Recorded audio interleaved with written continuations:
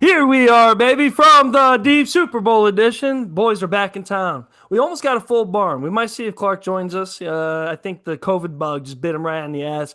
Honestly, I just think he gets grumpy during the winter. You know what I'm saying? And he just didn't want to be here for this fight.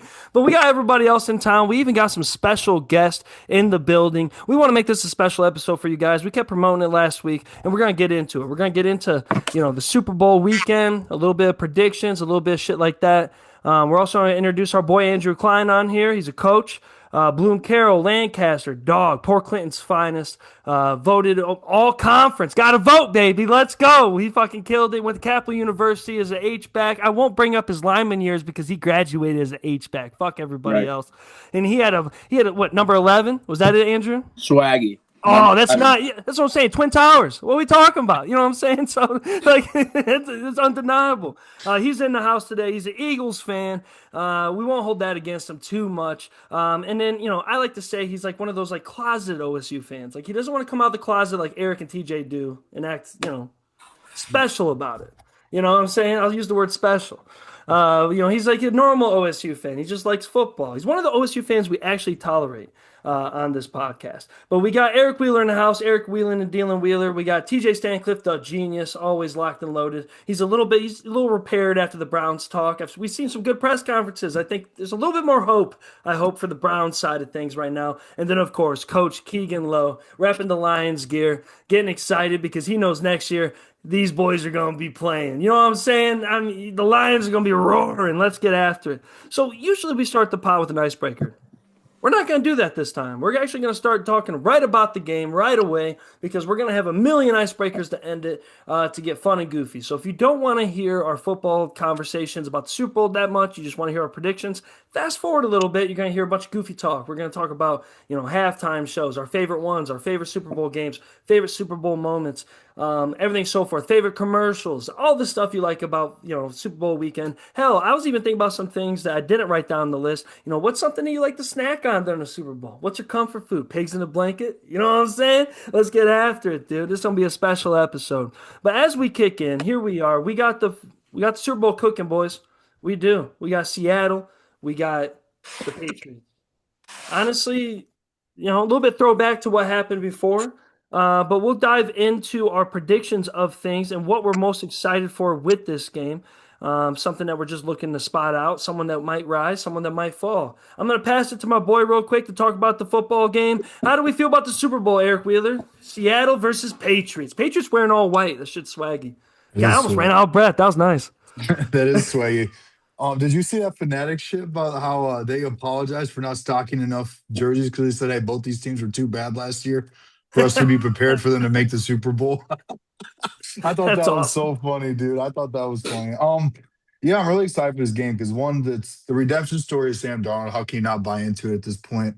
I'm not gonna say I trust him in a big game, but I mean he's one game away from proving that point wrong anyway. I think we have really two really strong defenses, especially on Seattle's side. Um, Seattle's got an elite special teams unit too. So if it comes down to something weird like that, I think Seattle might get the edge. I'd probably take Seattle overall, just because I think they have a more well-rounded team. The same, like I told you guys, I thought the Rams and the Seahawks last week that felt like the Super Bowl almost, just because the Patriots. Drake may have an MVP season, but in the playoffs alone, he's been really up and down. Which is a young guy, that's going to happen, especially his first big games. So I'm probably going to take Seattle in this game just because I think they're more well-rounded, and but I'm excited for his coaching matchup too. When's the last time we had two defensive coaches meet in the Super Bowl? How's How that? long has Now, that been? you know how much me and you have argued over this over the years. Come on, baby. I told you, defensive coaches still matter, baby. It's end all be all. You heard Joe Montana on Pat McAfee today. Defense wins championships. I didn't mean to interrupt you, but I just know you and TJ, you're gonna have your moments. Offense is gonna run the next 20 years. Let us have this Oh, I think this defensive is the Super first Bowl. time a defensive coach made it in 9 years, isn't it? Yeah, Since was Belichick the last defensive coach to make a Super Bowl? That's kind of crazy. that's a good poll. Honestly, what do you think is gonna be the make or break with this game before we move forward to the next guy? Like, is there anybody that's gonna rise for you? Because I feel like your point of view of this game's a little. You like talent, you know who's gonna shine, but this kind of like a game where like there's not a lot of crazy superstars lined up on either side of the Mhm. ball. Yeah, Other that's other what. than of course, in Jigba. Yeah, yeah. I think it's going to be. the big matchup, and this isn't like a hot take. I think it's going to be Seattle's D line versus Drake May. I think they're going to get him to force. I think they're going to force him into mistakes. And Patriots could do the same. I just think that the Seahawks have a better defense to rebound from it versus the Patriots, where that's what's weird is they're not, especially the Seahawks, they don't really have a bunch of like superstars. It's just a bunch of good fucking dudes that play really well as a unit. So I think it's going to be them versus Drake May. And then how does the Pats defense, how are they going to slow down JSN? Because you're not going to stop him. Obviously, he's going to get double coverage all day. You're not going to stop him. So I'm curious what their plan is to slow him down. Because if you let him get going, that whole offense just opens up. Then you get Shaheed over the top. You're going to have Kenneth Walker going crazy. So yeah, I think the big matchup for me though is Seattle's D line versus is getting in Drake May's face. 100%. 100%. Hell, I've been trying to re-sign those boys in our dynasty league with Williams in it. I got a couple of the Seattle boys, and they are expensive, apparently. All right, let's move forward. Coach Andrew Cline. Not only is this a coach, when we talk about coaches, we're talking about like Keegan and Andrew. We're talking about playoff experience. We're talking about dogs. We're also talking about playing with house money and playing with nothing. You know what I mean? We're talking about coaches that have laced up some good boys out there for the 11. We're also talking about coaches that have had maybe 6 players out of the 11, maybe 3 players that went out there. And so the point of view is going to be sharp. And he's an Eagles fan. So we'll ask a little bit how he feels about being an Eagles fan during the Super Bowl as a fan perspective. But for this prediction, we got the Super Bowl coming up, Andrew. How you feeling, man? What's something that you point out about each team? What's something that you're looking forward to? And who do you think is going to win or lose? Yeah, I think what Eric was saying was on point. But I will say, I think offensively, I think the Patriots are going to do it. You know, they're going to outplay if they allow May to have time.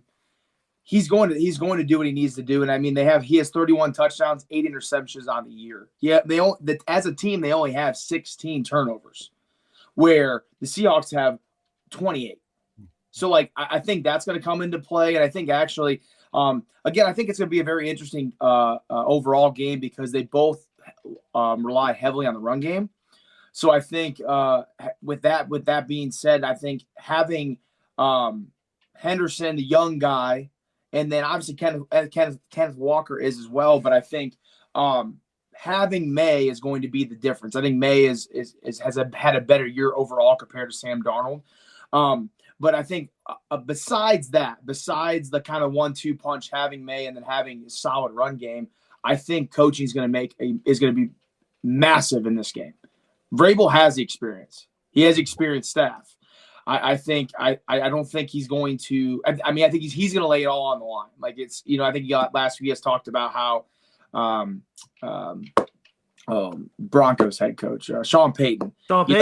You guys were talking a little bit about some of that 4th and 1 or 4th and 2 call, and I mean, I think Vrabel's going to do kind of the same situation. Like he's not going to just like let it just hang out there. Like, he's going to do everything he needs to do to win this football game and put his guys in the position to be successful. I think just fundamentally, I think the Patriots are a better football team. Look at those turnovers. I mean, they've now the one thing that I will say is they've given up 48 sacks on the year. So, like, I say all that stuff, and I think that's going to be the hard part for them. Like, piggybacking off of Eric, I think the Seahawks D line is gonna get after them, and they're gonna have to figure a way out to block it up for May to be like an X factor. But I think the real X factor in this game is going to be the coaching on the Patriots side of the football. I'll take the Patriots. Ooh, I love it. And there's a lot going with that. Like when you're talking about the stats, like I just started thinking, we're talking about 2 different teams with 2 different schedules this year as well. Like Patriots don't have the toughest division in the world, and of course Seattle just came out of the toughest division in the NFL. And I'm interested to see like what type of rubber band effect has with that when it comes to coaching. When I say rubber band, I mean like when you lift weights with the rubber band, when you take the rubber band off, it's nice and light afterwards. What does that feel like for the Patriots? What does that feel like for Seattle and for the coaches? Like you're not playing against a team that you're used to playing. And shout out Vrabel, man. He's already went through Sean Payton. You know what I'm saying? He's going with the Patriots. I fucking love it. We're gonna ride, baby. TJ. TJ's usually the oddball. That's why having Cline's kind of nice because he put perspective and he made this pick. Usually TJ's the one that always thinks of the underdog, and now we're rolling over to TJ. Look with the Browns hat on and everything. Hey, You know, yo, he saw just that he for saw the one Shadur in time, that though, flag football. I got the Ooh, Cleveland Zubaz. We out here, man. I'm representing Todd Monken. That's my dog. He's gonna save us, man. We're back. We've never been more back, baby. oh, Go you have a Browns. Pro Bowl quarterback right now. What is there more to celebrate? We're out here, man. Not since the days of Derek Anderson have I seen a Browns quarterback like this, man. Come on, Browns. Let's talk. Let's talk Super Bowl, man. Give me the Seahawks all the way. Give me the Oh, I did 12s, not man. predict that. I thought it'd be your boy Will Campbell himself. No, man, and see, I'm going to speak the reason why I think the Seahawks could win is I believe a little bit of the reverse of what Eric said. I think it's going to be how the Seahawks offensive line deals with the Patriots pressure. And if Sam Darnold, can get a clean pocket, I think the Seahawks win this game, and I think the Seahawks just have too much going on offensively between Rashid Shaheed, between Barner, obviously JSN. They got a little blow off valve with Kenneth Walker in the run game, but it's on the back of Charles Cross and Bradford and Sundell and Gray Zabel. It's these Oh, he's guys that are name going to end dropping. up winning the game, man. Yeah, yeah. See, I go I deep with hate the these old line, man. motherfuckers. As a Niners fan, You know dude, me, you're man. revving me up. Like these motherfuckers, I can't keep Come going. on, man. And the right tackle's name is Lucas. Yep. I've been watching film all week on these guys, man. I know the deal, man. So if they can get Sam Darnold a clean pocket, I think Seattle wins this game. And if you look at what kind of the Patriots did, I know things are kind of through the filter of Jarrett Stidham starting for the Broncos and the weather kicking up. Pat's pass rush was able to completely derail that whole game for the Broncos. Once they started sending real pressure at Stidham, the Broncos offense just completely sputtered out, man, and the Patriots dragged them out. So I think if Seattle can put a stop to that, I think we see Seattle in the 12s get their ring, man. How wild would it be that, Russell Wilson, with his ring, with everything, isn't it crazy to think that like the next guy that would have won it is Sam Darnold, not Russell Wilson again? You know what I mean? Like Russell Wilson had the most wins. I love that take. I do. And you're naming off guys that piss me off. You know what? You and Andrew and Eric, like, it's kind of funny. Like, coach mindsets. We're going to get to Keegan next with the other coach. I just thought to myself, TJ, like, would be a good coach for, like, NFL Street, like the video game. And then Cline's, like, NFL Coach '07, with the Steelers coach on the fucking front cover. It's like, we're running fucking draws, baby. You know what I'm saying? Like, it's just, I love the takes, man. And I kind of agree. I got to get my feelings out of this because I feel like if I go last out of you boys, I hear your takes and it makes me kind of change what I'm thinking. And I just have so much hate in my heart after TJ's take there. But you know what? He's riding with Seattle. What do we think, Keegan? You know what? Keegan's a feeler guy. Keegan's the type of guy that puts his finger in the air after licking it and he'll tell you who's going to win. Who we got, Keegan? Who we got? What's the feel? I'll tell you this, bud. If you thought TJ opened up the wounds, I'm about to dig deeper. I'm about to dig because I'm going with Seattle in the 12, dude. I really do. I'm with the Sam Darnold story, dude. I'm with the veteran quarterback. I feel like it's his time. I feel like it's this team's time. I love the points though, dude. I think it's gonna be a fucking tight game. I can tell you this because the Patriots are not going to give up without a fight, dude. Vrabel, the way they're coached, and I think they're going to have some explosive plays, man. Like that freaking, I always forget, what's that running back's name that they got right now? Walker, and then there's that dude from the special teams that's always fucking killing it and stuff, dude. I think they're going to have explosive plays, but I think Seattle's going to find a way to get the job done at the end, just with the veteran leadership of Sam Darnold. You list all those weapons they have offensively and defensively. I think D-line wise, they're going to own that O-line for the Patriots. I don't think the Patriots O-line can keep up with that. I really don't see that happening, but we'll see, man. We'll see what happens. I mean, Drake May is having an MVP season. I love that Cline was bringing up those stats and everything, but in the end, man, I take the veteran, dude. Give me the freaking guy. Give me the guy who's hungry for it. I agree in a way, but I'm going to take my take now. I'm going with Andrew. Fuck Seattle. Also, it is personal. Fuck Seattle. Straight up. Just why would I want to wish them anything? But also, like, man, you know what? We're talking about MVP. Like, we're talking about somebody that's going up against Matt Stafford. We're talking about Drake May. Like, Come on now. Like, you guys seen the fucking video of that dude that stares at his empty bush bottles? Drink May. Drink May. That's what we're getting after right here, bro.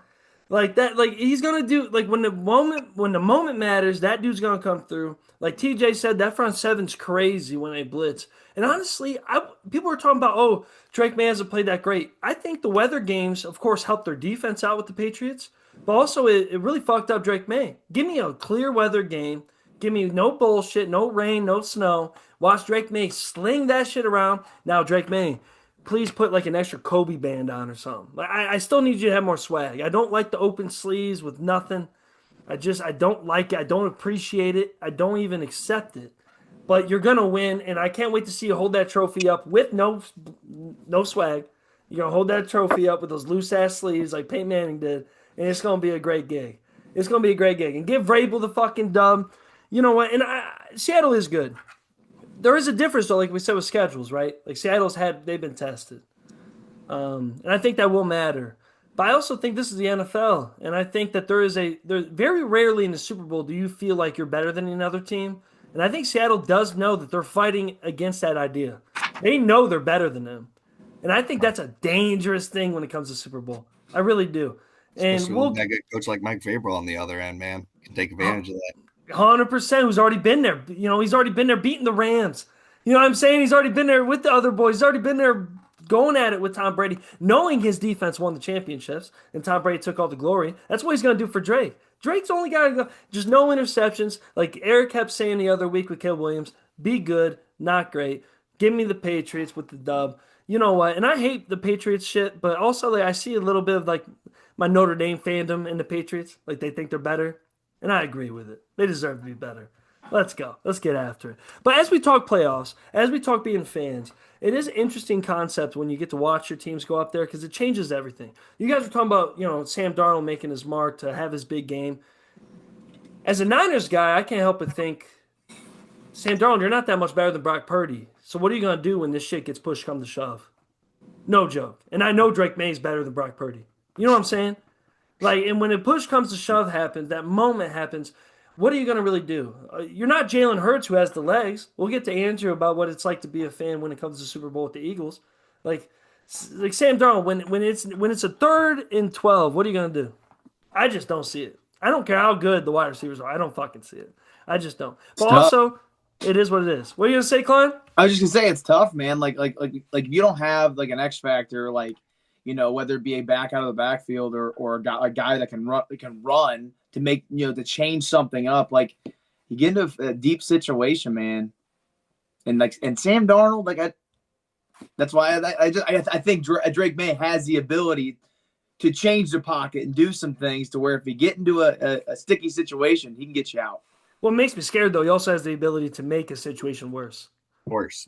And I know that's where kind of Eric's getting that a little bit. Keegan's getting that, you know what I'm saying? Even TJ, where it's like he's going to roll out of that pocket and it's like it's either going to be a tutty or it's going to be a pick. You know what I'm saying? Like, it's got like 7 fumbles in the postseason right now, too. So it is bad weather, though. That's what I'm saying. Give me a nice day. That's fair. Like give me a nice on the season, they've had 16 turnovers total, where the Seahawks have had 28. So, like, also, you might fumble a lot, but you get the fumbles back. But and it's where it's complicated, though, because when I hear that stat, I think, even though I picked the Patriots, I think Seattle's went through a way tougher schedule with tougher tight games. I get you there. With the, you know, the chance for errors this big compared to the Patriots, like, you're going to get, like, the Jets didn't even get interception all year, and you played them twice. So that you cross that team out for turnover situations. You know what I'm saying? So, like, you're already in an easy – but also, I know how this shit goes. I thought as a Niners fan going against the Chiefs, oh, we're more rigged. You know, we went through the fight. We're the Niners. You know, we faced a good Lions team. We faced – you know, we had to go through Seattle. We had to go through the Rams. And then we go against the Chiefs. I'm like, fuck the Raiders. Fuck Denver. You know what I mean? Fuck the Chargers. They ain't that good. And then they win. You know what I'm saying? Now, going off of that, out of last year, Andrew – last year, the Eagles not only won a Super Bowl, they fucking dominated a Super Bowl. One of the most unreal things I've ever seen. Very glorious. It was awesome to see Taylor Swift. No camera on her in the fourth quarter whatsoever. How dope is that? You know what I'm saying? Like, that's how you know Philly won. But as a Philly fan, what is it like to watch a team go into this situation, get ready for the Super Bowl? And because you understand that, like, you can have all the cards in your favor, but it really doesn't matter. I mean, I'm not going to get into the Kevin Patullo stuff because I'm sure that'll come up at some point. But like obviously, like, probably the week of the 49ers game, I'm like, listen, if we can win one playoff game, like, I'll be happy with the season. We don't have to make the Super Bowl this year. I knew, like, I'm a realistic fan. Like, obviously, I want them to win, but like, I knew just from the way the season had played out that we weren't going to be going all the way. Now, to answer your question, kind of like, I'm just kind of a football fan. Yeah, like, I'm just like, all right, I'm happy we hired a guy. I'm just kind of ready to watch football instead of having to, like, stand up when it's 3rd and long and we're throwing a hitch route. Like, like that's where I'm at right now. Like, I can just sit here and watch the Seahawks and the Patriots. What is it? Subjectively, is that the right word? Like, yep. just watch football.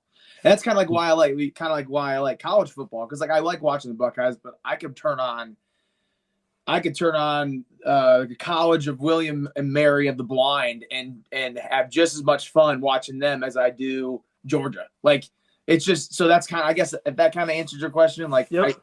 Like, that's kind of where I'm at right now. Like, I just get to enjoy football and not have to be pissed off that we're doing something stupid on 3rd down. I love that. And that's actually a perfect segue to my next thing, to keep on the Super Bowl subject while we're on it before we go wild on the Super Bowl subject. TJ, I was really excited to have Andrew on for this type of pod because you're one of the only other guys, you two both, that remind me of each other when it comes to this. You love ball. You love the concept of football. You just want to see good football. What do you think, TJ, watching this, being disconnected as your Browns fan? You're worried about your Brownies. You were riding it with me a little bit with the Niners, trying to figure it out. But watching a Super Bowl like this, what does this mean? Like, what does this mean to you when you turn on a Super Bowl Sunday and you see, the Patriots, Seattle? Like, how does that feel for you as a football fan? So, I mean, most people don't like it, but I feel like guys like you two love that shit. Most people don't, though. They don't want this matchup. I live for this shit. Let me tell you, there's an old poet named Robert Frost who has a poem. It's called "The Road Less Traveled." 2 roads diverge in a yellow wood, and I took the one less traveled. So at this impasse, when the NFL playoffs happens, obviously my beloved Cleveland Browns have not been in it very often. So my football interests diverge, where I have my left brain that goes to just being a fan and watching the playoff games and watching the highest level.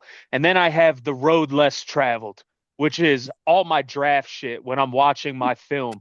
When I'm watching Browns coaching changes that, before 5 years ago were pretty much yearly, sometimes twice a year, So it allows me, like Andrew said, to just kind of be a fan and, like, kind of remove myself from sulking in my right side brain and feeling joy for the fan bases that get to experience it with my left side brain, man. Hey, that's a rare character, because we're going to switch over to another guy.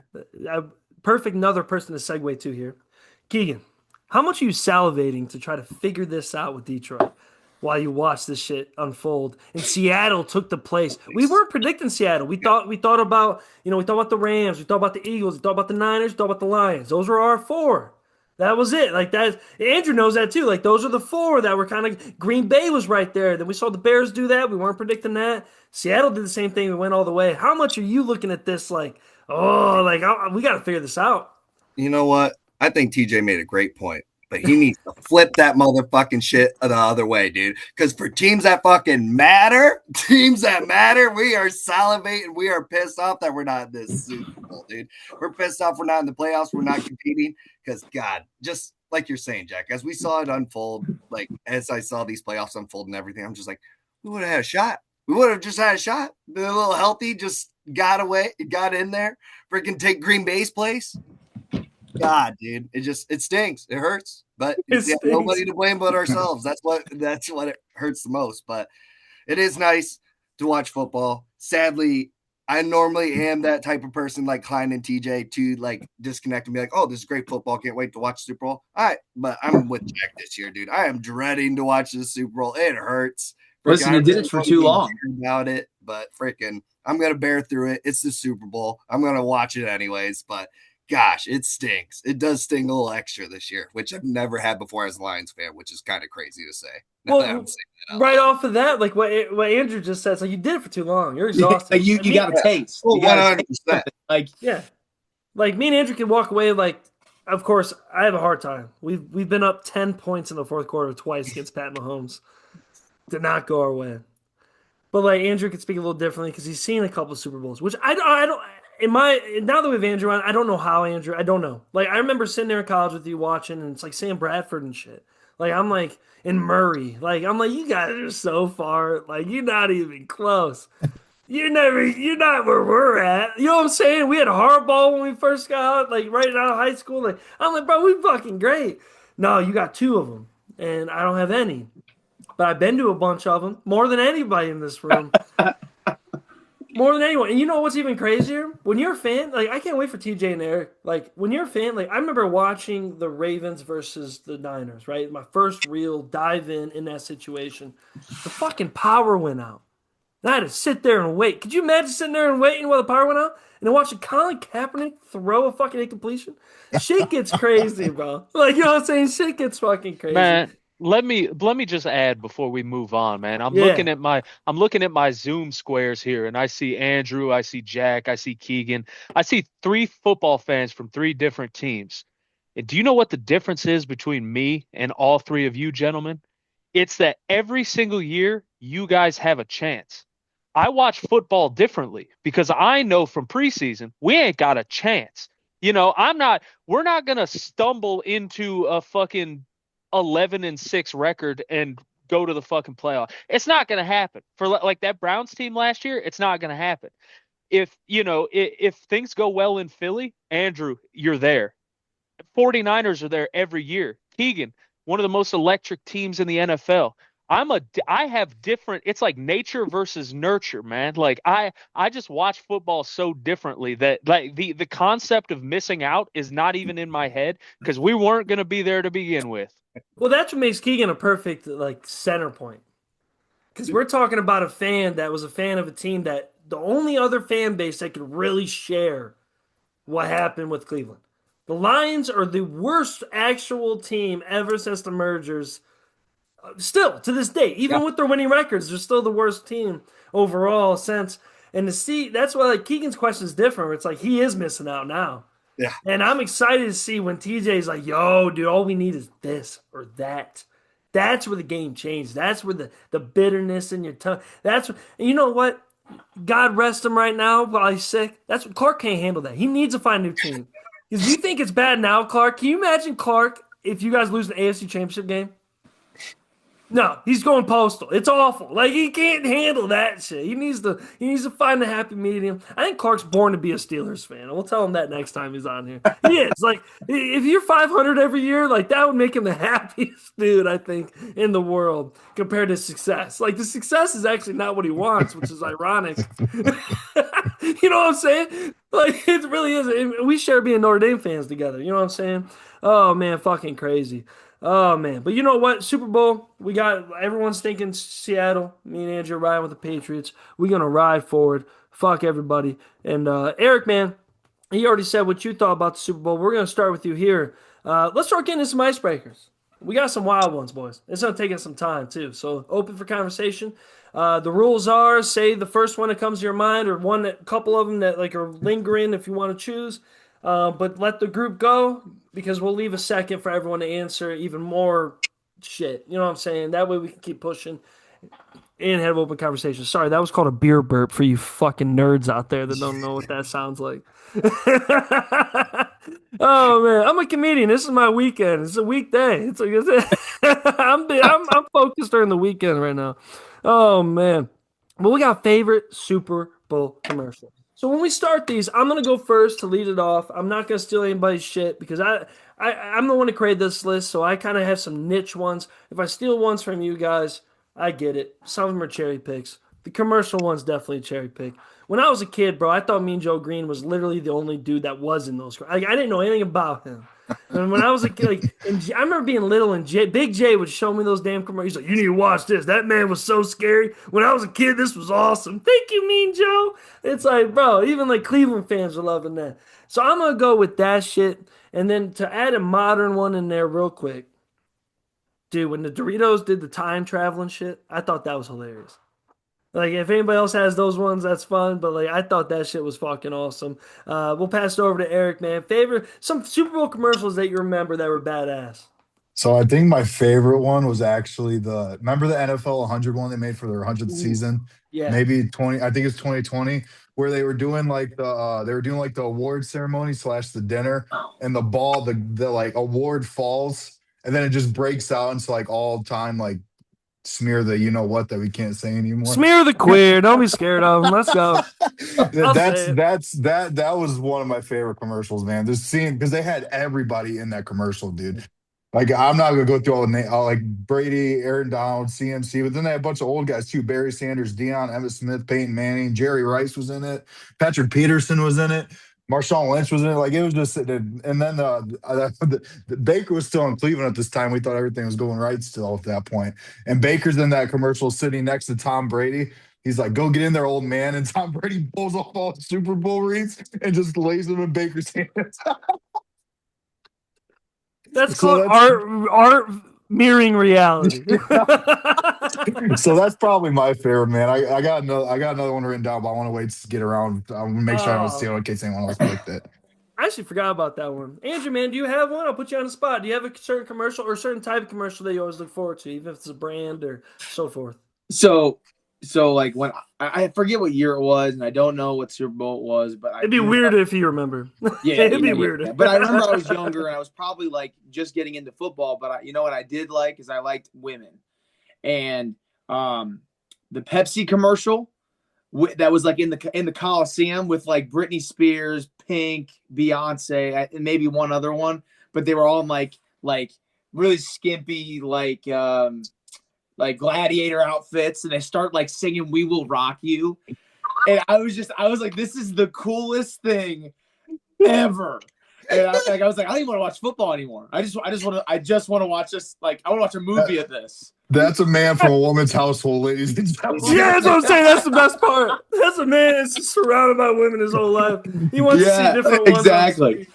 Yeah. Oh man. Oh, that's hilarious. Yes. You know what? And honestly, like I'll say this before we move on, TJ. We were getting into like the whole watching your team in the Super Bowl thing. My favorite part is like for the Eagles and Niners, like when we've lost our Super Bowls, people are like, "Oh, what Super Bowl commercial did you like?" I'm like, "Bitch, do you think I fucking focused on Doritos while my team was fucking fumbling a Super Bowl?" Like you got like when you guys get your teams up there, Keegan and Eric and TJ, you fuck a commercial. That's a drinking break. Like that's I gotta get a beer. Yeah, I gotta get another beer and figure out the dips I'm picking out. You know what I'm saying? Like I gotta focus on the future here. Oh, that's hilarious. TJ, man, you got a commercial up your sleeve. I feel like you're the type of guy. You're real vigilant. What's a villager? Man, you a villager of the people, man. What's a commercial for you? Say less, man. So Hey, Les. I love a lot of the Super Bowl commercials throughout the years, but my favorite one is probably the Betty White Snickers commercial where the boys are playing pickup football in the park and Betty White gets dumped into the mud and she stands up and the guy says, "You're playing like Betty White out there." And Betty says, "That's not what your girlfriend said." And there's like a mini scuffle. And then there's an old geezer at the end of the commercial and he takes a snap and he gets fucking laid out into the mud. He goes, "Oh, that hurts." And it's like, Snickers, you're not you when you're hungry. I love that one. That's the one that stuck out in my head. And shout out Betty White, man. I gotta love Betty White. Love Betty White, dude. Come on now. That's my type. You know what I'm saying? That's my search history. You know what I'm saying? Like, You know what they say, just because the wrapper's wrinkled don't mean the candy ain't fine, man. the candy's still sweet.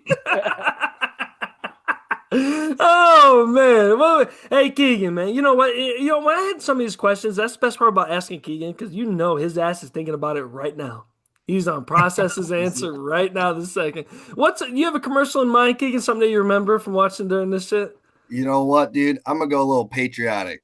Anytime that Budweiser has a Clydesdale horse, dude. Anytime I see that, like, fuck yeah, keep the tradition going, dude. I want to see those fucking big ass horses and think about that beer and how I only drank it fucking freshman year of college and probably will never do it again. Especially with the dog too. You remember that? Like they had the horse and the dog and the dude. Come on, Clydesdales. Let's get after it, dude. That's amazing. Eric, you said you had another one. Is there another one on here for these boys? Dude, I can't believe no one brought up the Doritos one where the little kid tells them rule number 1, don't touch my mama. Rule number 2, don't touch my Doritos. I didn't want to say it because I thought someone might say it, dude. That screams Super Bowl. And I looked it up too. That was the Saints and Colts 2009. And dude, the Britney Spears one was the Panthers and Patriots when Jake Delhomme was quarterback. 2004. Oh, 22 years ago. That just goes to show you how old that was. Yes, we're old now. Jake Delhomme. Malcolm Moore song to himself.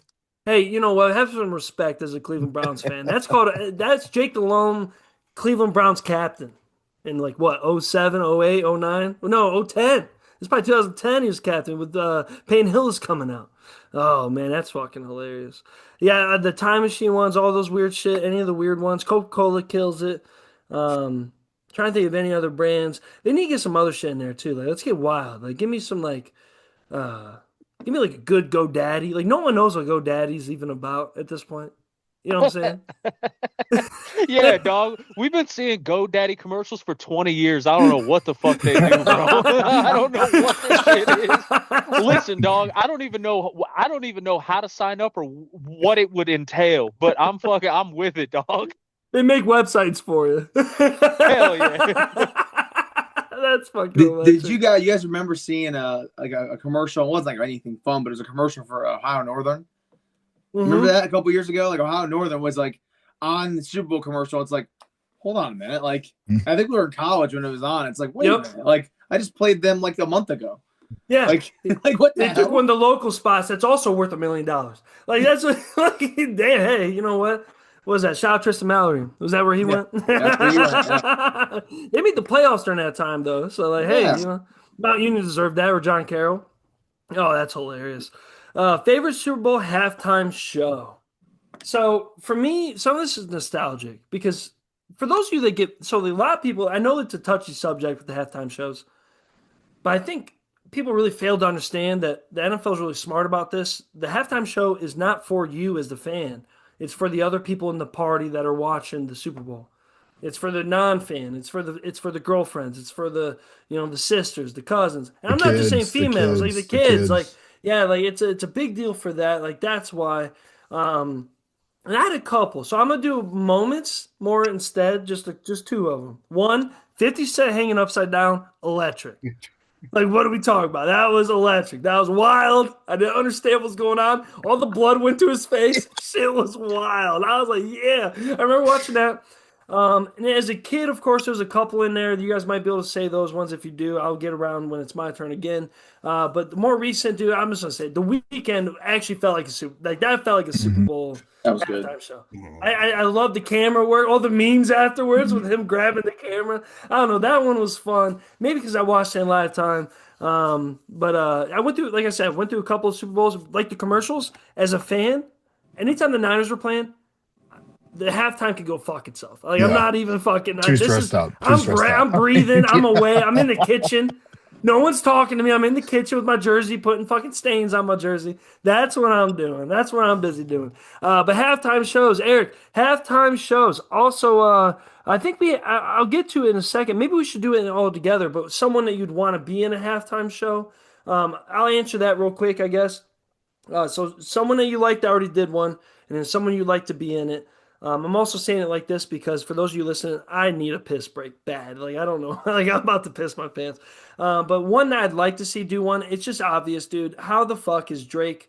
I wish Drake did it after Kendrick did it. Like, that would just be so electric. And even did maybe his diss, too, with it. That would just be awesome. Give me a Drake one. I know that's kind of, whatever to some people, but Drake's the GOAT. What are we talking about? The Views album's goated. Let's get after it. Hey, shout out to Ryan. Wait, we're starting the basketball pod after this as well next week. Off to Eric Wheeler now. I got this.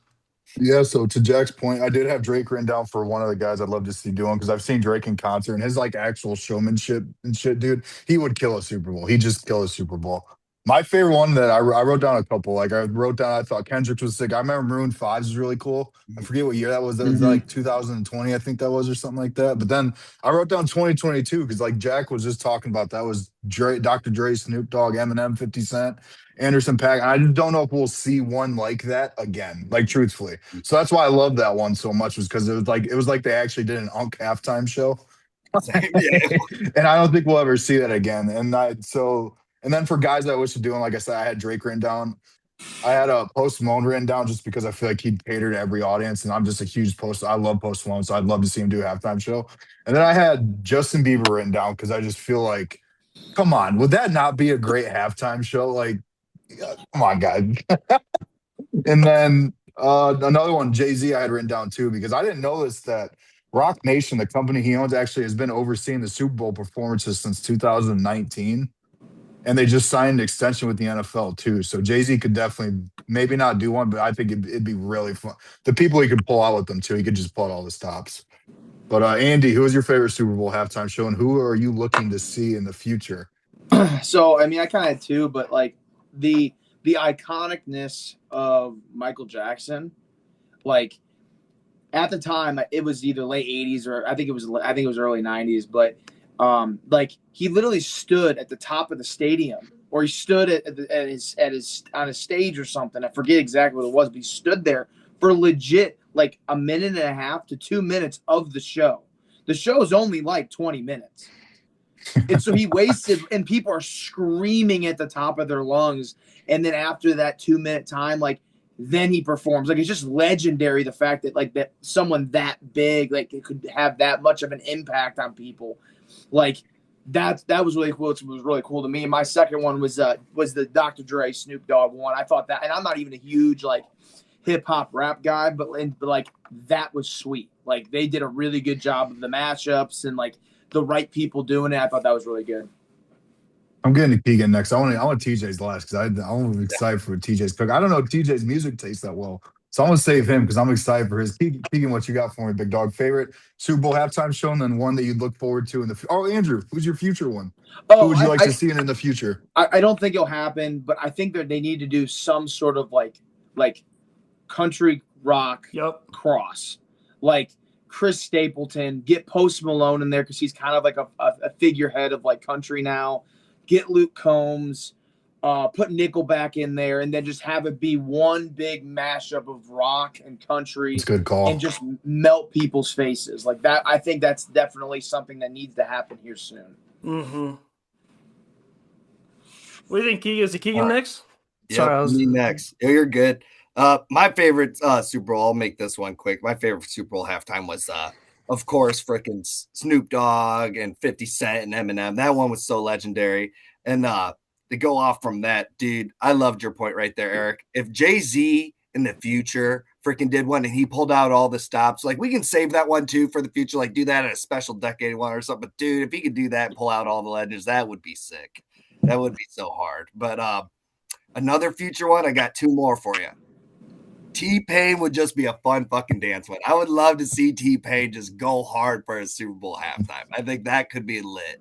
And then you got to get him, but it might even be too late on this one. But freaking Lil Wayne, man, I always wish that Lil Wayne fucking could just go up there and go crazy. That would be lit. 100%. Lil Wayne was on my list. Going off the Cline, I was going to say like just something even like something that everyone can agree to, like Metallica, like even the young kids know what that is. Like that'd be badass. Or if you're going country, like just be like someone that's fun. Like Zach Top would be awesome. Like someone that could pull like an Alan Jackson style show, like out their ass. Did Metallica do a Super Bowl before, or have they never done one? I don't think they've ever done one. I was looking it up. I don't think they've ever done one. They've kind of stayed away from like big rock groups like that, especially like in your face rock. Like I feel like the only one that really like you could probably get away with would be like AC/DC or maybe Metallica. But AC/DC probably more so, but they're old now. They won't do it. But, like, because everyone knows their music. Like, everybody. Like if you don't know or have heard an AC/DC song and can't sing, Back in Black, then you're like you're not like there's no one. There's just not anyone. So I think nowadays it would be hard to get. And Metallica's a good one simply because of like all the Stranger Things stuff. They kind of got a revival of people liking them. So I think Metallica would be a good one too. Man, we should have had Toby Keith halftime. That would have been crazy, bro. Drop the ball. Red Solo Cup would have did numbers at the Super Bowl halftime. What are we talking about? That shit would have been fucking nuts. All right, let's get into real Super Bowl shit. Super Bowl moments. So this isn't just. We need TJ's halftime. Halftime. Oh, I didn't know that. TJ, man. TJ's a music god too. I thought TJ already went to Keegan. My bad. What do you think, TJ? Dog, I cannot believe in my heart and my soul that nobody said there is one halftime show of all time that stands on the pedestal above all other halftime shows. 2007 Super Bowl 41. Prince in the Orange Bowl. That was going to be my other one. So I'm so glad I didn't say that. That was going to be my last segue before I left. Dude, he pulled out the logo guitar. It starts pissing down rain. He's playing Purple Rain, and my mom was fucking going nuts. I mean, it's the best show that's ever been, man.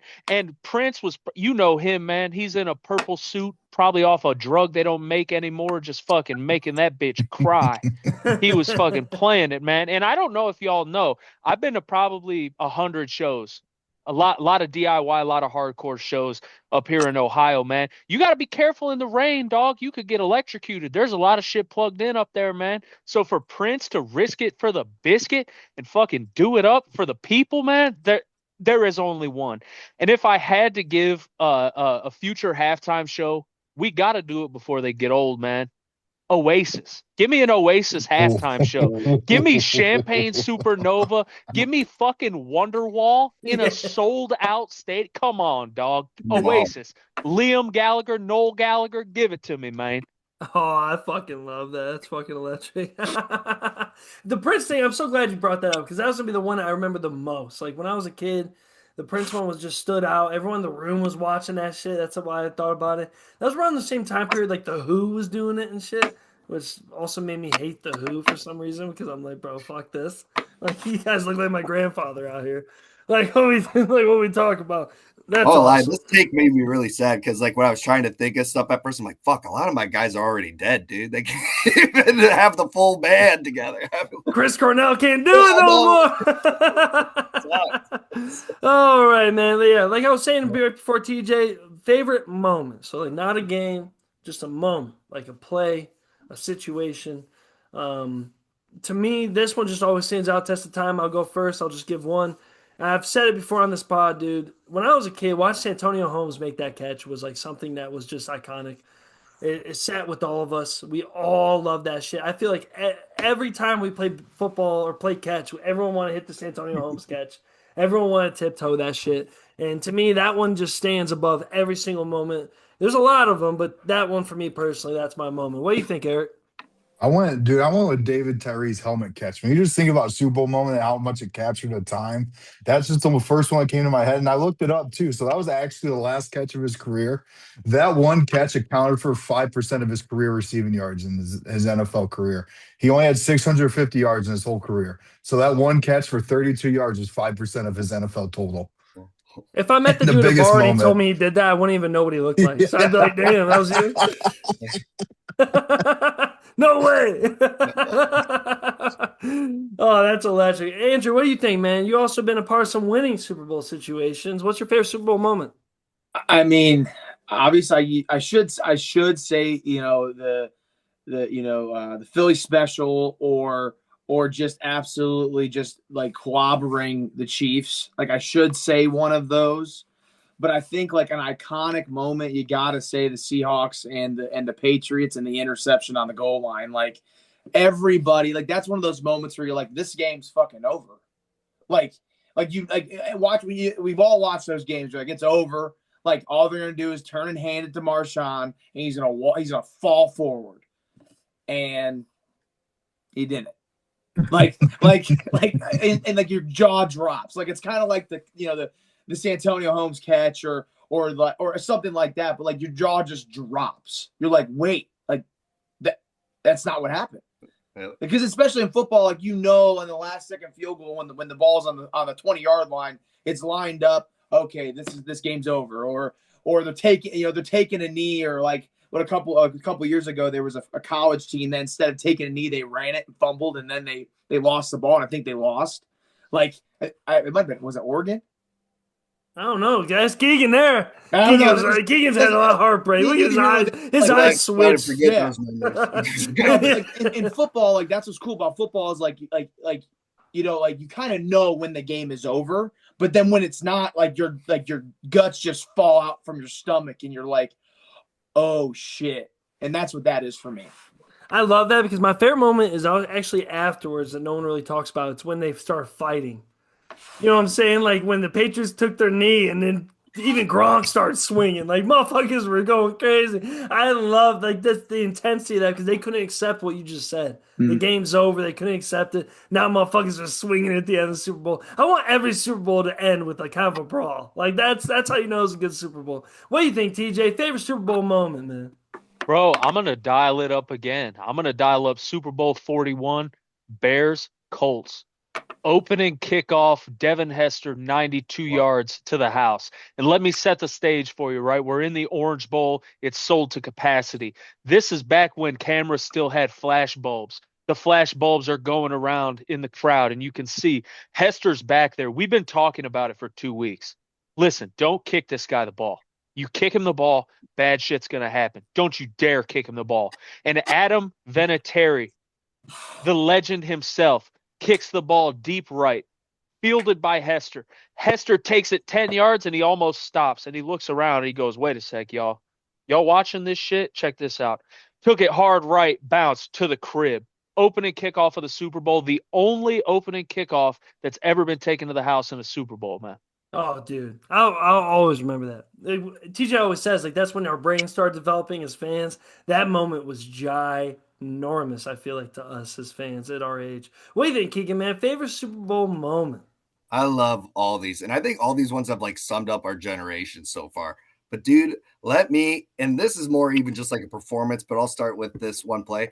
Fucking Von Miller, 2015, just dominating the MVP Cam Newton, dude. I didn't fucking see it coming. I had Cam Newton on my fantasy team. I was rooting for Cam to go win his ring. I wanted him to fucking go rocket and everything. And Von Miller with the defensive performance of a lifetime, dude. That fumble, like everyone in the world, like after that first fumble, Cam not diving out, whatever happens. Von Miller set that tone where when we saw that play happen, we're like, this is over. This dude's about to fucking just be a hell of a day and ruin this guy's day. Take all his dreams away right now. And dude, it was just crazy. And the sheriff just fucking going to get his ring too. It was fucking poetry. I love that moment because I was sprinkling some other moments. Like that fucking snap that went over Peyton Manning's head when they played Seattle was absolutely insane. Like that, and I'll go off into one more on my game. It was James Harrison going yard. Yeah, 100 yards on the pick. And I always remember the fact that Larry Fitzgerald's a dog. I know a lot of people are talking about that with the Hall of Fame stuff going on right now because he's supposed to be up on the ballot soon. But the way he pulled James Harrison down was just straight dog. Like, I know people don't talk about that. No, he chased him all the way across the field and still yanked that big motherfucker down, even if he got the tutty. Like that shit was crazy. You got any more, Eric? I saw you nodding your head. Yeah. I actually had the Saints onside kick in Super Bowl 44. Oh. Dude, that like they have the balls to call that when you're down 10-6, opening kickoff second half. And I actually went back and watched that video today. If you guys go watch the video after this pod, dude, they literally the refs spend a full minute. Like, I'm not kidding, a full minute of pulling players off looking for the ball. Like a full minute on the TV screen where you don't know in the Super Bowl who has the fucking ball. I just think the nuts to call that on the second half of Super Bowl that you're down by 4 against Peyton Manning's Colts. That's crazy. Like, that is true psychopath behavior. And going off of that, the interception always sticks in my head. That pick six to end that game, dude. Oh. Right after Katrina, right after everything, in Peyton Manning's face. It was just like, and that's the thing. Like, some people are like, "Oh, why are you guys so strict on like stars now?" It's like, bro, because we watched Peyton Manning lose Super Bowls. We watched Tom Brady lose Super Bowls. Like we watched the best of the best you've ever seen throw that shit away. We watched Brett Favre end multiple careers that he had. Like he probably had 3 careers in his lifetime. Each one ended with an interception. Like, you know what I'm saying? Like I don't care how great your boys are. You guys are still hoping to make the Super Bowl. Like, I love Josh Allen. I love Lamar. But let's relax. They're still hoping to get there. We've watched the GOATs lose there. You know what I'm saying? Like, and that's just crazy. I love that. Anybody got any other ones before we move forward? Any other Super Bowl moments? I mean, there's one that sticks out to me too. We were a little young for it, but I always think about it when this time of year comes around. What about the prevent defense in Rams Titans, where Kevin Oh, Dyson gets tackled a yard short, and they Oh were they yeah. were a yard short, and it changed the way prevent defense is played like forever. That was like an instrumental thing, and the greatest show on turf, man. That was a huge domino falling in early 2000s football, man. and you know what? Shout out to Tom Hanks for finding that shit out after he got off the island. If you remember in Castaway, when he got off the island and he was sitting in his wife's, kitchen, she goes, "Yeah, we almost won the Super Bowl by just a yard." That's how Tom Hanks found out, bro. Man. I thought you were talking about Tom Hanks coming off the other island, man. You gotta be Ah! careful, dog. Tom Hanks, what you Oh, doing, man? oh, he's a Greece citizen. He'll be all right. All right, let's let's be pushing forward. Super Bowl game. Just game overall. There's a lot of them. I'm gonna start this off. This one was most iconic to me as a kid. There's a handful of them. We can go around the board. But to me, I don't know why, but the Steelers Seattle game in the early 2000s to me was it was like the first Super Bowl I really watched. And when I watched Hines Ward score that game-winning touchdown with jumping over the goal line, like that shit to me, that game, because I thought Sean Alexander was the shit. You know what I'm saying? Hasselbeck was the shit, and the Steelers were just so fucking tough and just gritty. Give me that game just for myself as a personal aspect. That was one of my. There's a lot of good games, but to me, that was my favorite game I watched as a kid. Give me Pittsburgh Steelers over the Seattle Seahawks in the early 2000s. I think it was '06. Oh Ford seven. Field, I think that game was that Yeah, too. Ford Field, Jerome Bettis. Jerome Bettis' last Jerome game, Bettis. Notre Dame legend. Let's get after it. Just stacks up. Let's go. What do you think, Eric? Favorite Super Bowl game, baby? So Andrew already touched on it with the pick, but I went Seahawks and Patriots 2015, man. Just when you have a one play swing like that in the game, and the Seahawks were a yard away from going back to back, which would have changed the trajectory of something. Like what I mean, like it just wouldn't have worked. It just would have worked out all differently. And I think the Pats made it. Yeah, they made a 10-point comeback in the fourth quarter of that game. I just think the one play swing just matters too much to me. Like that's because it changed. Like watching that live is unlike any other Super. I can remember it. So maybe that's just the most recent one. It's in my thoughts where it all changed on one snap like that. But that's the one I went with, man. You're talking about two dynasties too. Remember that was a big deal back then. Hmm. Like we're talking about two dynasties colliding. This is like the old Steelers versus Cowboys in the '70s. Like that's the type of feel you get with that shit. Like two different types of dynasties too, right? Like but defense heavy and with stars on the offensive side. I love that pick. What do you think, Andrew? Favorite Super Bowl game? Hey, also you've won one. I'm waiting to see if the Eagles ones come in this play.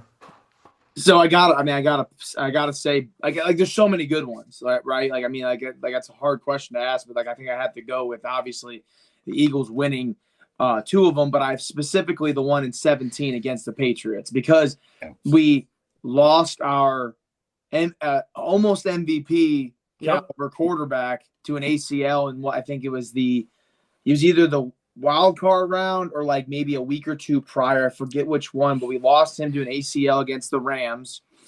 And so then we had to put Nick Foles in, who's the backup, which like if you look at the Broncos, like that's the feel like if you're a Broncos fan, like that's how I felt. And most of us felt you're like, ah shit, like you're not like your guy's not under center anymore. And like we didn't have like absolute dudes. We had LeGarrette Blunt, like not that he was like this like baller running back. He's underrated though with the Super Bowl shit, bro. He's Well, got a yeah, couple rings. he does. Him. We had Alshon Jeffrey.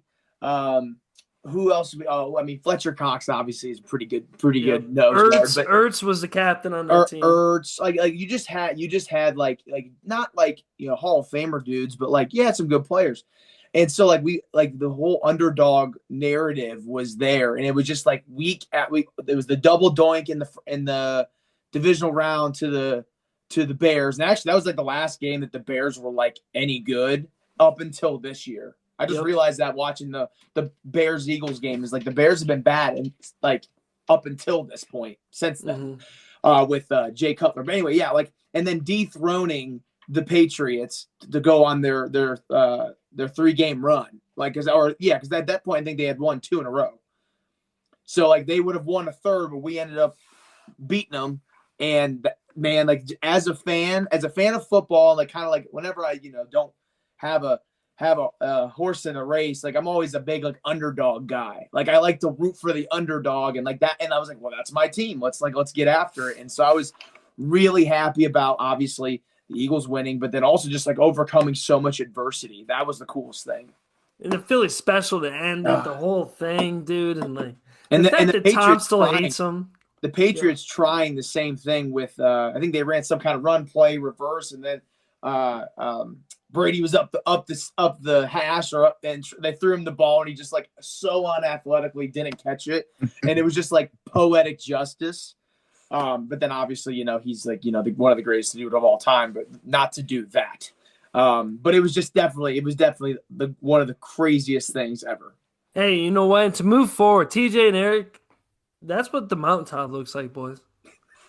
Like when you get to reminisce on some dope plays, dope players, not just fan favorites, not Josh Cribbs. Like we're talking about real people here. We're talking about guys with futures and businesses. You know what I'm saying? Like not just guys that, promote the local pub over there in Cleveland. No, I'm just joking. I'm rubbing salt in the wound. What's your favorite fucking game, TJ? Say favorite Super Bowl game. No, man, you ain't rubbing salt in the wound, man. I'm cool with my simple life. I'll be sweeping. I'll be sweeping the steps at the bottom of the mountain, man, for all the people going to the top, man. But let's for my favorite Super Bowl, man, it's got to be Super Bowl 42, the Giants and the Pats. The Giants ripping the hearts out of the Pats fans, preventing Brady from having a perfect season. You got Eli Manning, who in my opinion is a Hall of Fame quarterback, and Cheddar Bob Plaxico Burress ripping Brady's heart out, man. And to the final whistle of that game, I was certain, as like a young Brady fan, that he was going to pull it off. I'm like, what, a minute and 10 seconds left? That's too much time. Brady's got this. And I couldn't make sense of it in my head that the Patriots were going to lose that game and that the perfect season wouldn't happen.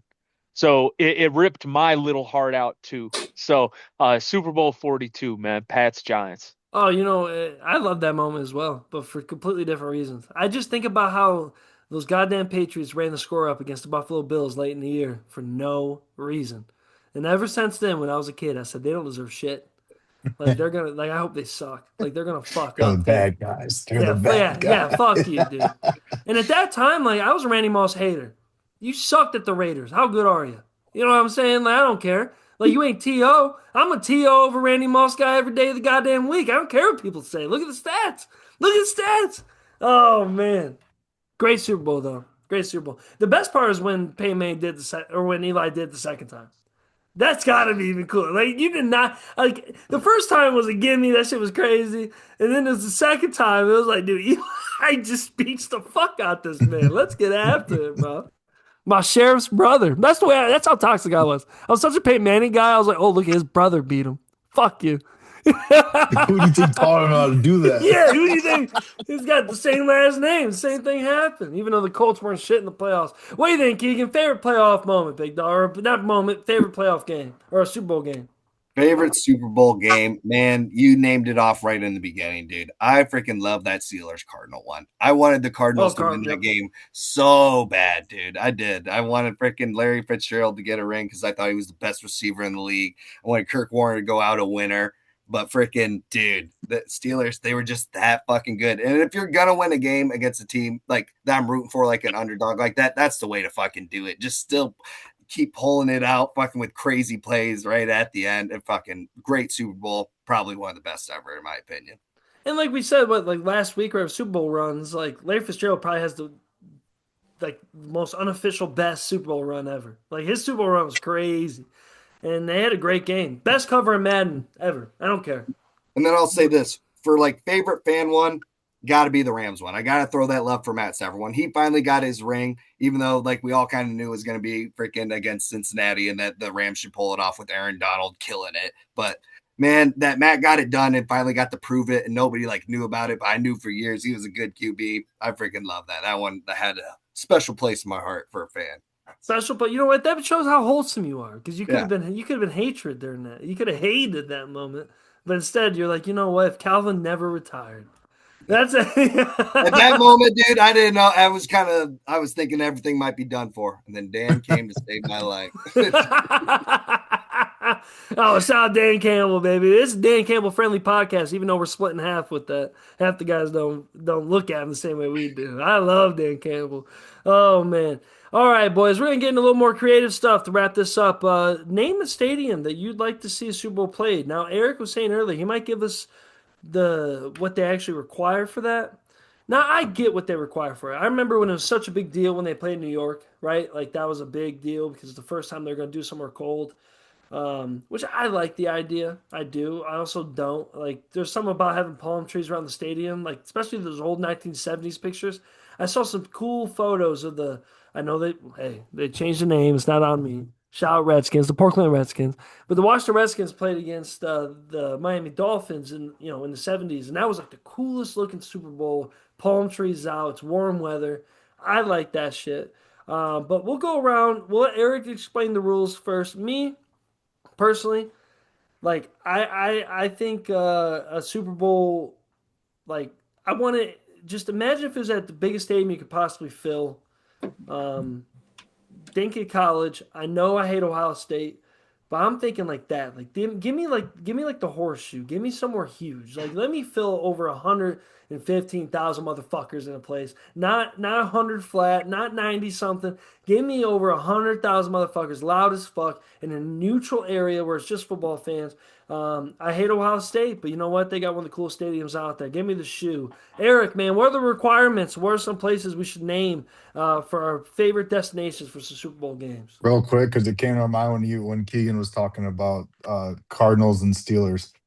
The Cardinals Chris Beanie Wells jersey was actually the first non-Browns NFL jersey I ever had because he was drafted the year after they won that Super Bowl. He was the 31st pick by the Cardinals.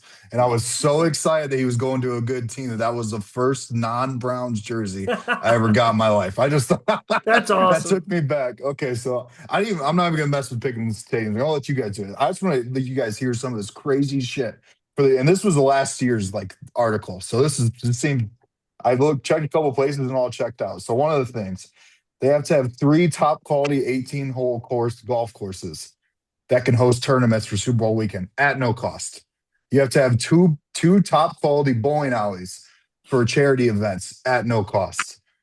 16 months before the game, the NFL sends 180 people to a host city for a familiarization trip to inspect the region at no cost. Free housing. There has to be 43 bedroom apartments, 52 bedroom apartments, 21 bedroom apartments for 40-day stays. And they have to be within 20-minute drive of the stadium at no cost. And all those apartments have requirements to have washer, dryer in facilities, televisions in the bedrooms, not only in the unit, but in the bedrooms, a workout facility that is connected to the property. Hotel for the team. The NFL requires a hotel with a minimum of 1,000 rooms with free use items such as beer, snacks, internet, meeting space, stuff like that. The NFL has to install their own ATMs in every Super Bowl stadium. They take out your ATMs and they put in their own. And you don't get to approve what cards get to use it. It's the NFL's ATMs that they put in the things. Hotel makeover, where the players stay, that hotel must carry the NFL network 1 year prior to the Super Bowl hosting there. They have to have the NFL network on the TV plan for 1 full year. The host city must give free use of 20 billboards at no charge. That's at least 20 billboards. Okay, that's the given that they don't pay there's a certain amount of the cop force that's just for counterfeit game tickets, Yeah. not paid by the NFL. That's their only job is to find counterfeit tickets. Parking that snow, clean zone, the ultimate souvenir. Oh yeah, after the game, the host city must remove the playing field at its hole at its own expense, and if the league requests it, cut it and give those pieces of green back to the NFL so they can sell them as licensed products. So before you start, I'll just say this. Fuck Arizona for being the worst run organization in football, but they can do all that. Like Arizona hosts so many Mhm. Super Bowls, but they can't give their players free lunches. Yeah. Like that's fucking wild. Anyways, you go. That I just had to say that. I was like, shout out to Arizona for making the rest of it work, but none of it work for the players themselves. Oh my god, dude. Hey, you know what? You bring the Super Bowl in. What's that movie with Will Smith where they were in New Orleans? You know what I'm talking about? Yeah, like you know what I'm saying. It brings a lot of money in. You know what I mean? It does. What do you think, Eric? Man, what place can actually do that shit? Cleveland? Well, Hell no. that's what. So when I was researching the stadiums that haven't had one, I got caught up in this mess, and because of course I wrote down Lambeau, Soldier Field, and Arrowhead, just because Arrowhead's known for being like the way it's built, one of the loudest stadiums. And Arrowhead actually had one in 2015, but then their taxpayers voted not to take it because they didn't want to put a roof on the stadium. They didn't want to pay for the roof over the stadium. Oh, But they had an agreement to have one in 2015. And then Soldier Field's too small. It needs to be at least 100,000. That's at 61. And then Lambeau's obvious just because they're they not don't going to have put the it in stuff Green around Bay in it. middle of Wisconsin. Yeah. Yeah. And they don't have the hotel space within an hour of the stadium to accommodate. So those are the three. But like I said, I got caught up in the requirements because I'm just like, this is crazy. That's nuts. Lambeau's a good pick. That's actually a really good pick. I didn't even think about that. That's a smooth pick right there. A little bit of football history there. Played during the day too, like the old Super Bowl. Like fuck it, the fucking night kickoff. Put that bitch at 1 p.m., bro. Let us That's what all this one's watch going to it. be like, isn't it? It's going to be Super Bowl in the daylight. Oh It's yeah, always all the kind of an West odd Coast thing. shit. Yeah. Yeah. What do you think, Andrew? Somewhere you want to see a Super Bowl be played? I think with Nashville putting a new stadium in, I think like it's the city that Ooh. basically never sleeps.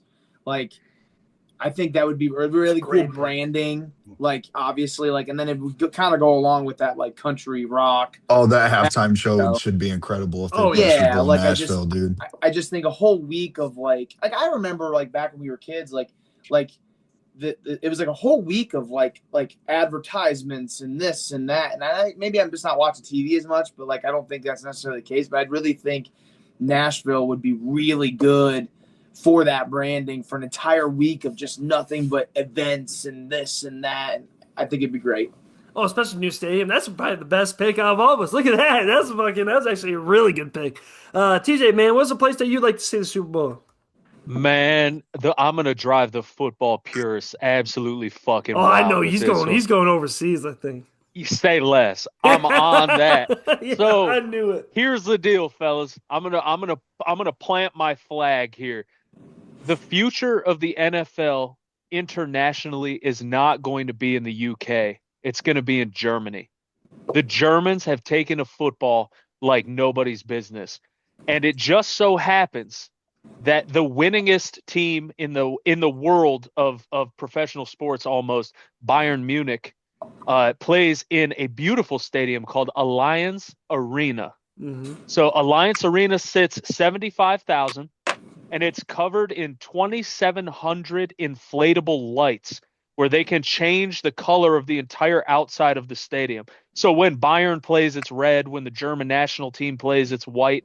I believe they have a partial roof, not a full roof, but a partial roof.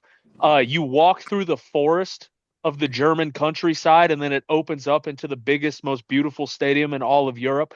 So I think those European stadiums do some shit that we don't have here in the States, whether it be the Bernabeu, whether it be Wembley, whether it be Alliance Arena, they just offer something different. So I think, 15 years from now, 20 years from now, when we have an NFL team overseas, when there is a Munich NFL team, the story writes itself, man. Alliance Dude, Arena. What a flex for America too. Like here's our sport. We're gonna put our sport right here, our The championship. biggest game of our And sport. show you guys what we're doing too. I love that shit. Drew. I'll say, who's that? Got another name in here? Sorry, hold on. All right, sorry, go ahead. My shit was there, dying. big My dog. shit was dying. I apologize. Oh, he's fun. He's fun. I told you. And Frank's closet's crazy. Her attic's wild, bro. Oh man, let's get after it. I love the European shit. I really do. Honestly, I was hoping for that too, because I just thought about the flex behind it. I knew TJ would answer it that way. I just knew it in my bones. This, the soccer loving something, he loves that shit. Honestly, being a football guy like you that literally studies tackles and guards in the off season, but yet you're down to watch soccer, you are a better man than me. Like, I can't do that shit, bro. I got too much apple pie in my blood. I don't know what the fuck's wrong with me. Oh man, Keegan, man, a stadium to throw a Super Bowl at. You got one? Stadium throw a Super Bowl at. You know what, dude? Let's make it a little vacation, dude.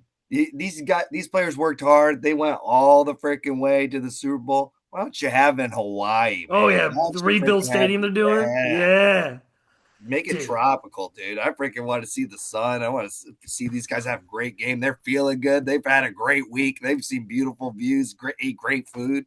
You know you're about to have a hell of a game after seeing those boys have that. Or maybe the worst game. Maybe we'll see.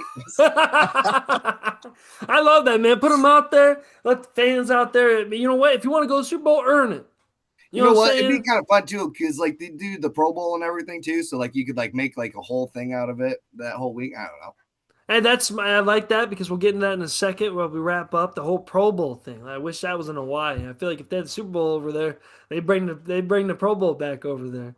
Oh man, that'd be crazy. A lot of security issues though, man. That'd be like World War III shit starting off. Like you bring that many motherfuckers out there. Like there's over there. No, man, that'd be crazy. I also thought, like, I know we say it all the time for college. I wish college football national championship was at the Rose Bowl every year. But I like that atmosphere. Like that's why I like the Lambeau pick from Eric. Like I want that. I want the history, the atmosphere. I want it to feel like a football game.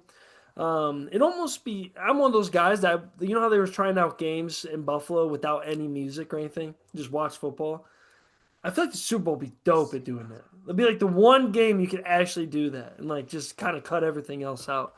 And still have the halftime show. Now this one's a random question. I didn't know if you guys had any particulars, but favorite Super Bowl logo. They have changed them. If you haven't noticed, they used to be really cool, really unique.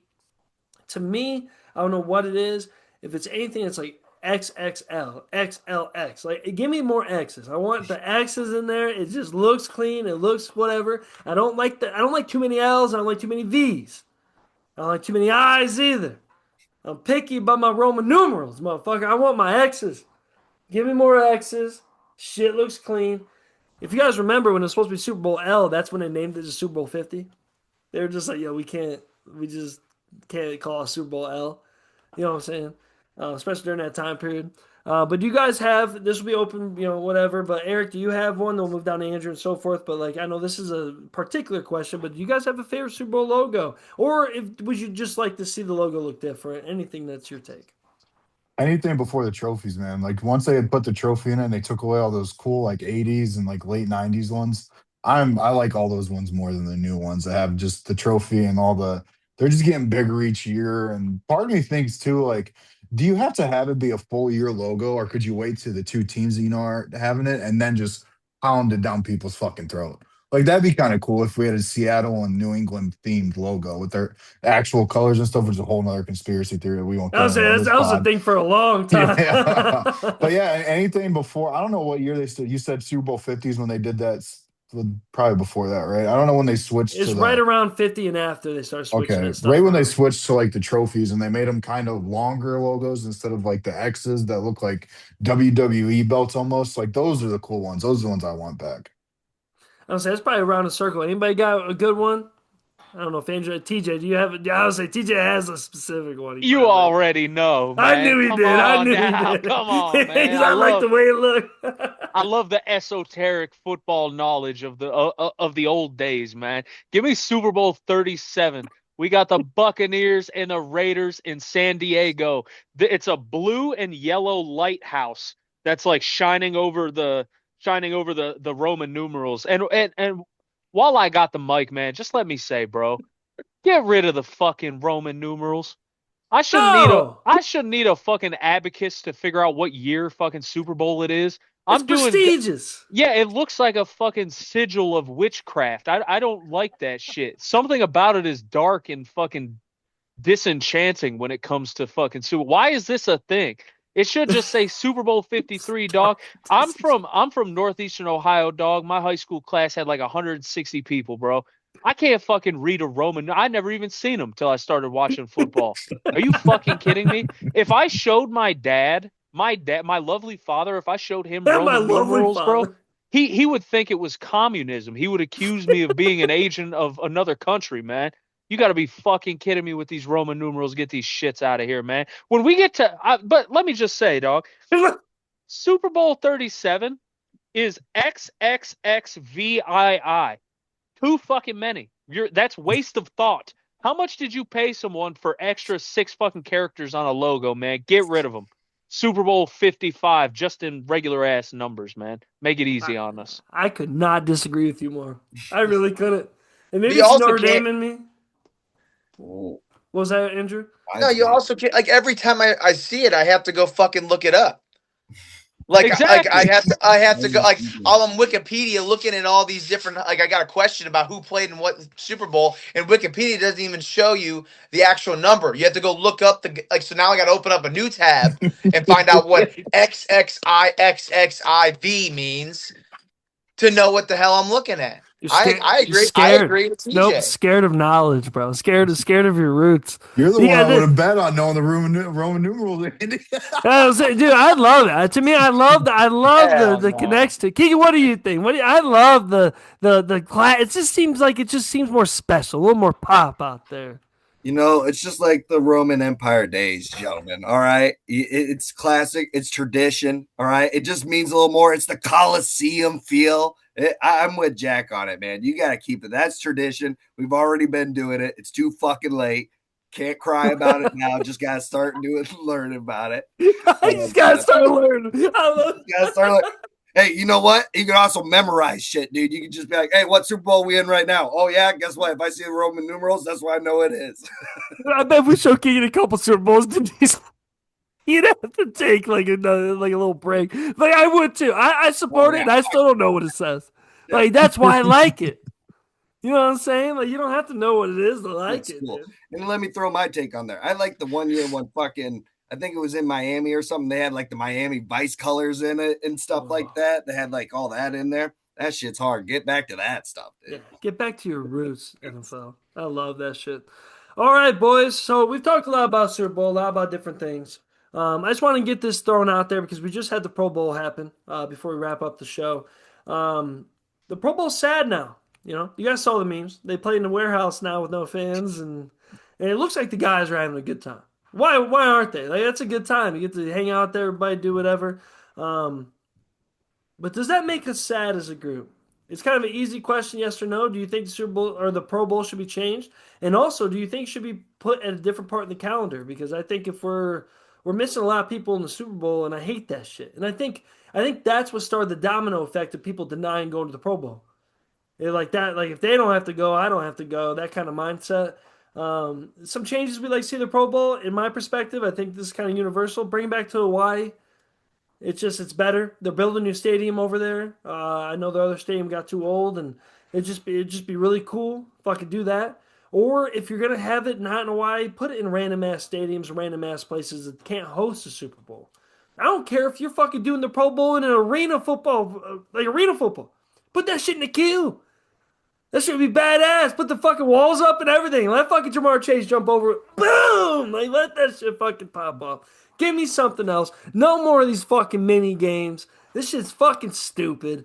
It's fucking soft. But I'll go around the table. Eric, anybody, do you guys got anything with the Pro Bowl, or should we just banish it after a while? Because I feel like that's where we're at. Like, there's just no more.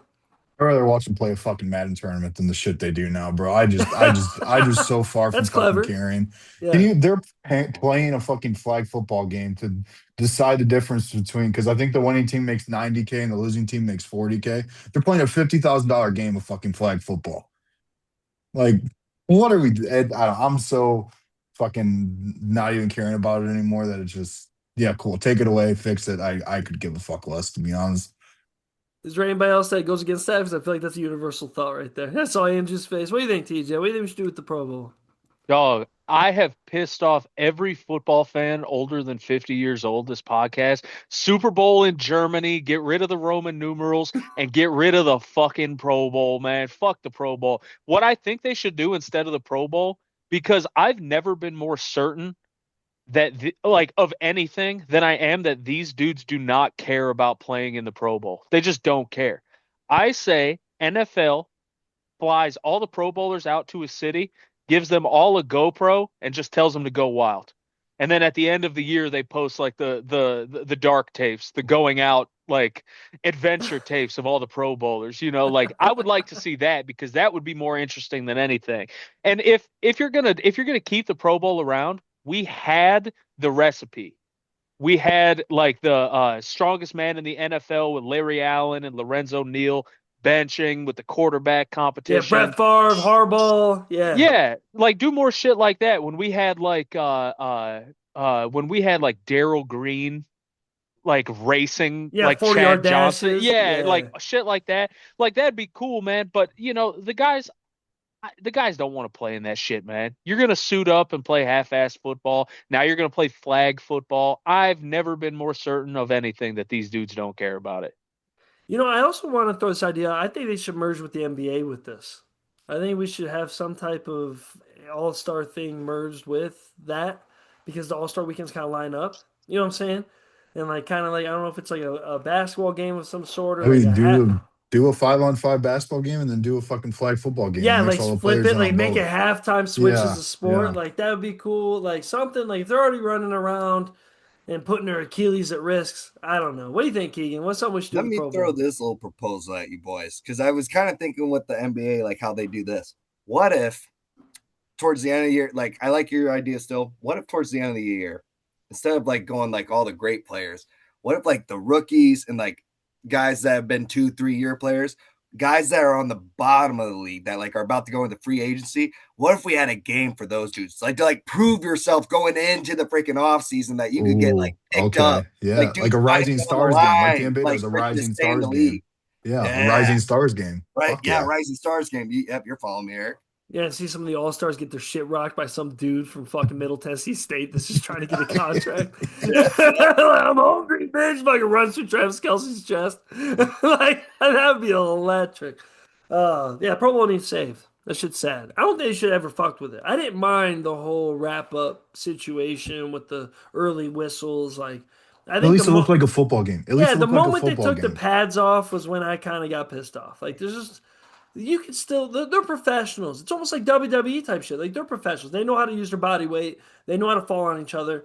And honestly, I'll say this too. I love Sean Taylor. Rest in peace. But showing that clip against the punter acting like it's badass, I think is the dumbest fucking shit I've ever seen. He came out of nowhere and hit that punter. It was amazing. I'm like, yeah, he looks like an asshole. Like, it's not that cool to me. Like I can. There's a couple guys on this podcast I know that can hit that punter about as hard as that happened. Like, what are we talking about? And I'm not saying me either. I probably fucking ripped my hamstring just getting there.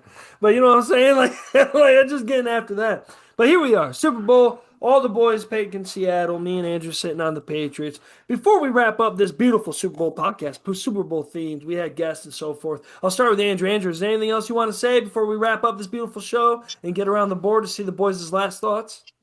Hey, this is what I have to say to this podcast because this is very much a Browns a happy, maybe happy podcast. But I need you guys to understand that team is just a factory of sadness. Go fucking birds, boys. Go birds. Fuck yeah, dude. You know what? I'm glad Andrew said it because I try to be hopeful for these boys. I try to see the devil's advocate. I try to get in the middle. I try to do whatever. But yeah, there's comparisons of programs. You guys got to catch up. But I get it because you know what they're saying to me, Andrew, is like when I talk about Notre Dame, they're thinking the same thing back to me about Ohio State. Because like, oh yeah, Notre Dame, we feel good about our recruit class. We feel good about the future. Well, Ohio State fans are like, yeah, you just finally caught up. Congratulations. I know that's Eric's face when I get excited. I know that's TJ's face when I get excited, and that's kind of how I feel about a Niners fan. When they get excited about the Browns, I'm over here. I could easily be like, oh yeah, wow, you're doing something that we all do. But to Browns fans, that's awesome if you do something that everyone else does. You know what I'm saying? Because they don't usually do what everyone else does, ever. But like I always say, don't forget Browns fans. The Miami Dolphins are worse than you. Just don't forget that. They might have all the fucking flash, all the glory. They ain't that cool. You know what I'm saying? Like, they ain't that cool. Like, get Miami down there. The Raiders are down there. The Lions make you look bad now. Let's just be honest. The Lions are what you guys thought you were when Baker was there. The Lions are what you thought you were when you beat old Ben Roethlisberger and, lost to Chad Henne. But anyways, why are we hating on the Browns? Go fucking Niners. Fuck the Eagles, honestly. I have to say that because fuck that team. If we had a healthy Brock Purdy a couple years ago, you guys would never fucking beat us back then either. Fuck you guys. We literally are Brock Purdy deserves royalty rights to the New Heights podcast with the Kelsey brothers. Because if it wasn't for him getting hurt, there would have never been a whole Super Bowl and all that bullshit with them. Fuck that. Fuck you. And you know what? Also, I'm going to say this on behalf of the Browns fans, Cline. Fuck the Eagles because you guys bitch and complain while you're already sitting there at the top. You're damn right. That's all the Eagles fans that are just absolutely clueless to how this whole thing works. It blows my mind, but and I know you have a different perspective. You see it the way these boys do. You're like, damn, why are we bitching? We're fine. It ain't that broken. That's what I'm saying. Like, I would have been happy with a win against the Niners, and we could have lost 100 to the Seahawks. Like, I wouldn't have cared. Like, if we would have just gotten one win, it would have made my season worth watching. Instead, I had to watch Brock Purdy try and give us the fucking win, and we just fumbled it away. This motherfucker scares you, dude, in your sleep. This is the Niner. Come on, baby. Look at him. He's working his ass off. You know what? He eats Eagles for breakfast. That's the crazy part. And no one knows what a brown elf is yet. I know what a lion is. I don't want my Niner to get near a lion. That sounds dangerous. But I don't know what a Browns Eagle is. What do you think? TJ, you got any last second thoughts? We out here cooking before we get off. Yeah, man. I mean, I was gonna go on like a sentimental tangent about how like it's been a great season, boys, and like everything. Oh, we'll get to that next week, baby. We got more things. We got all the rights and wrongs. The Jaguars make you look bad. Leading up to the Super Bowl, like, it's been a great year. I can't wait to see how the season culminates, man. But I cannot believe we're getting shots from the only fan base with a lower baseline IQ than the Cleveland Browns fans, man. The Eagles, the Birds, playing at the Stancliff. We got Jalen Squirts and AJ Clown, man. Daquan Barkley. What the fuck are you talking about, man? Get these tush push merchants. Get Matt Forte with an above average arm out of Philly, man. Jalen Hurts. Come on, bro. Come on. The tush push, man. We got the last subject. What do we think about tush push, boys? We finally got him on here. Ban the tush push. I was about to pull it up for the guys. Dog. There's no reason to because other teams are starting to do it. Now, listen, it's just a QB sneak. Team's been doing it for years. Jalen Hurts is the Roman numerals. You and Bradley Cooper quit trying to distract us. All right. We already know the NFL sells food. All right. I love it. While we're at it, let's devolve offensive football even more. Let's get rid of quarterback cadences and let's just grunt. And the ball is snapped. We don't need any finite anything, no detail, no nothing. See, if it was a quarterback sneak, run that. Run the quarterback sneak. And I have less of a problem with it this year than I did last year because they actually started calling some of the shenanigans that go on, and now it's suddenly ineffective. So it's like we just let these dudes run this play for 4 years, fucking bold ass cheating in front of God and everybody else watching, man. And fucking now I'm supposed to act like, the Chiefs are doing it, man, fuck the tush push. Get these dudes out of here. If I would have no problem with it if they let the defensive players push each other. If they could do the same shit on defense, I say go for it. But it's obviously like a one-sided like thing, like imagine like basketball if like your center didn't have to dribble. Like how would you guard a center if he didn't have to dribble?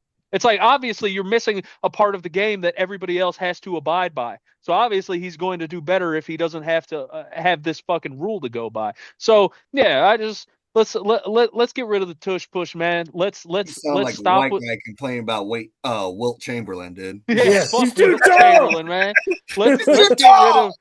We got to get rid of Pilgrim football, this single-celled organism, nematode football, man. This tadpole shit. Get these dudes out of here, man. See, but I gotta counteract that with this. You love soccer, right?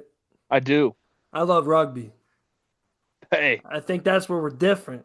Like tush push is a real rugby play. Like Keegan knows, like that is a real Like that's a rugby play. That's what that is. And also, let's not okay. This is where I think Allen isn't as strong as people think he is.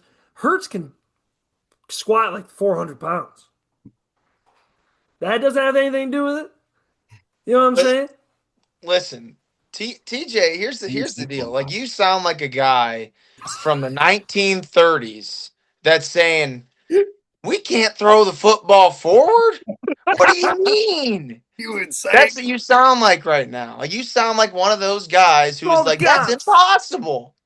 Yeah, we can actually throw the football over the line of scrimmage and over defenders' heads, not just behind the line of scrimmage like a toss. Then That's why what you don't sound you like go right to now. AJ Brown?